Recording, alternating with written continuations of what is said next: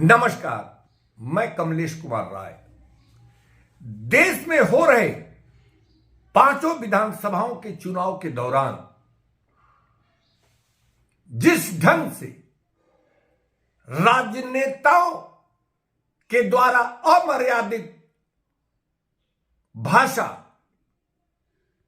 स्तर विहीनता की सारी हदें पार करते देखी और सुनी गई हैं, निश्चित रूप से स्वस्थ लोकतंत्र के लिए इसे शुभ संकेत नहीं माना जा सकता। खास बात तो यह है कि ऐसी भाषाओं की अगुवाई खुद प्रधानमंत्री नरेंद्र मोदी और विपक्ष के सबसे बड़े नेता माने जाने वाले राहुल गांधी के द्वारा किया जा रहा है, जिसकी बाद में उनके दलों के दूसरे नेताओं और प्रवक्ताओं के द्वारा उसे कुतर्कों के द्वारा जस्टिफाई करने का प्रयास किया जाता है। अभी हाल ही में एक चुनावी जनसभा को संबोधित करते हुए प्रधानमंत्री नरेंद्र मोदी ने बगैर नाम लिए संकेतों में ही सही, लेकिन राहुल गांधी को मूर्खों का सरदार बताया। यानी उनका मानना है कि कांग्रेस पार्टी, पूरी कांग्रेस पार्टी ही मूर्ख है और जिसके सरदार राहुल गांधी हैं। वहीं बिना समय गवाए राहुल गांधी ने प्रधानमंत्री नरेंद्र मोदी को पनौती करार दिया। पनौती का मतलब होता है अशुभ, और एक प्रधानमंत्री के लिए ऐसे शब्दों का इस्तेमाल करना कितना वाजिब है, यह समझना होगा। लेकिन सवाल यह है कि प्रधानमंत्री भी बिना सोचे समझे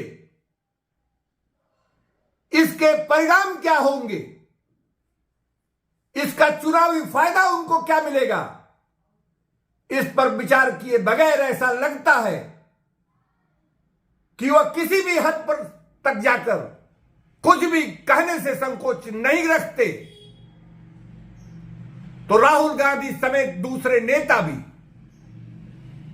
उन्हें पनौती करार देने के लिए तमाम तर्क कुतर्क सामने रखने से नहीं हिचक रहे हैं।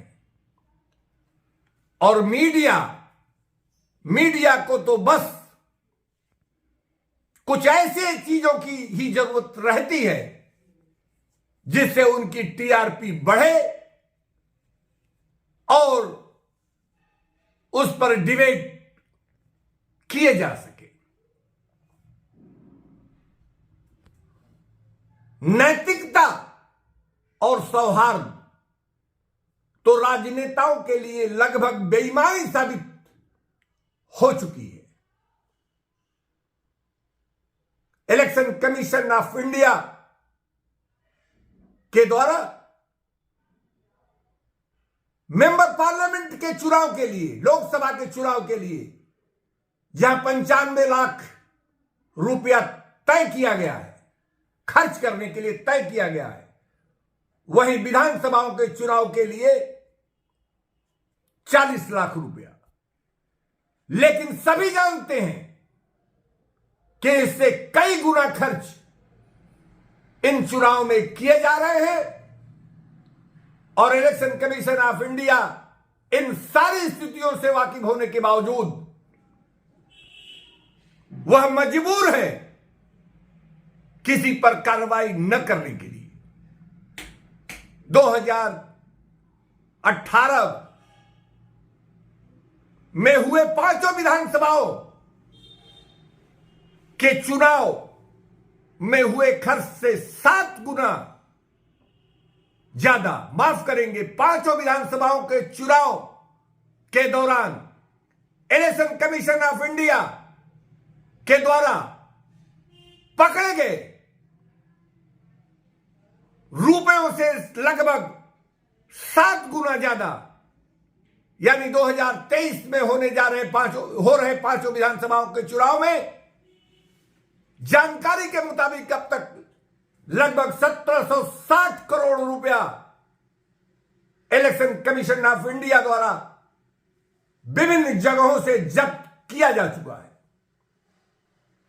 2019 में लोकसभा के चुनाव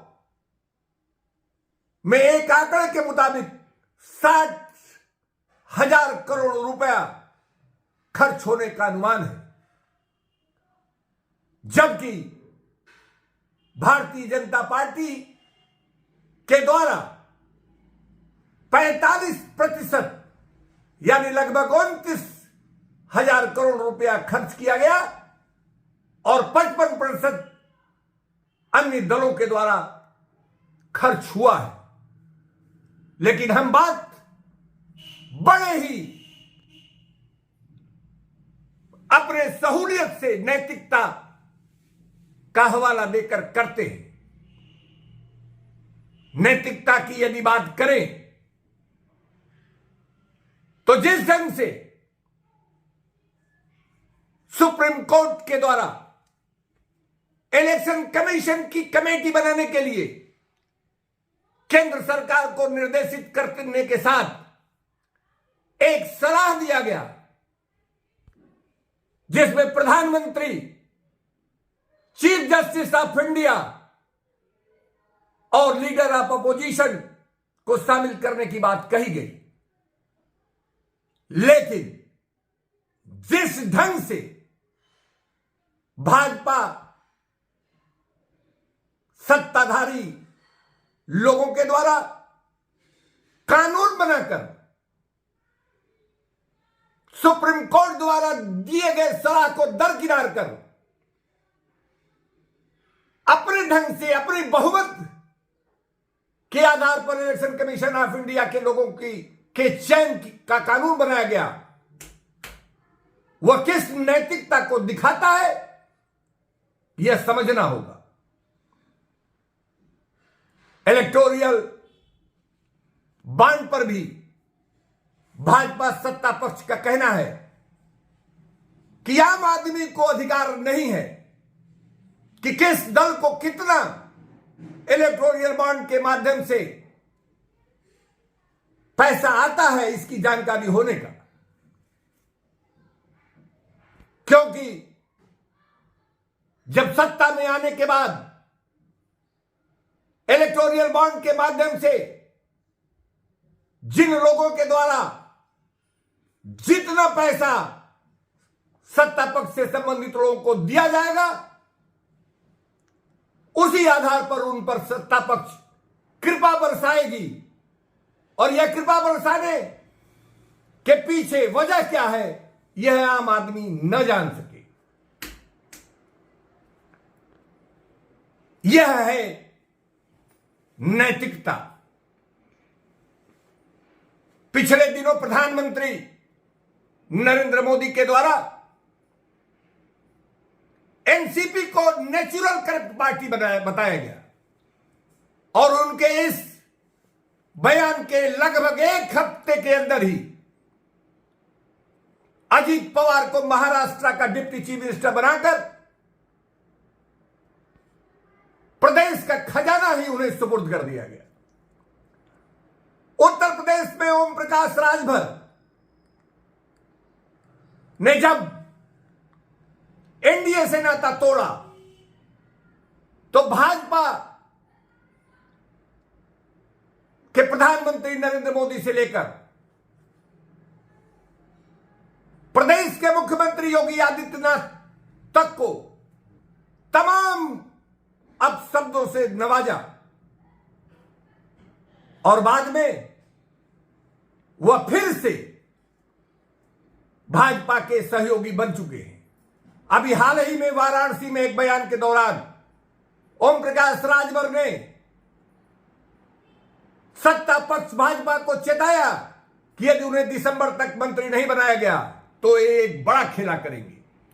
लेकिन यही नैतिकता, जिसे कथित नैतिकता कहें या बेशर्मी से भरे कारगुजारियां, सत्ता पक्ष ओम प्रकाश राजभर के तमाम गैर जिम्मेदाराना बयानों के बावजूद उन पर कोई भी निर्णय लेने से कतराती है।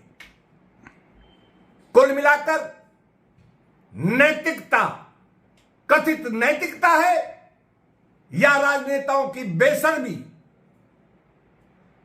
यह तय करना आम आदमी को होगा ही। उपभोक्ता मंच के लिए आज बस इतना ही। नमस्कार।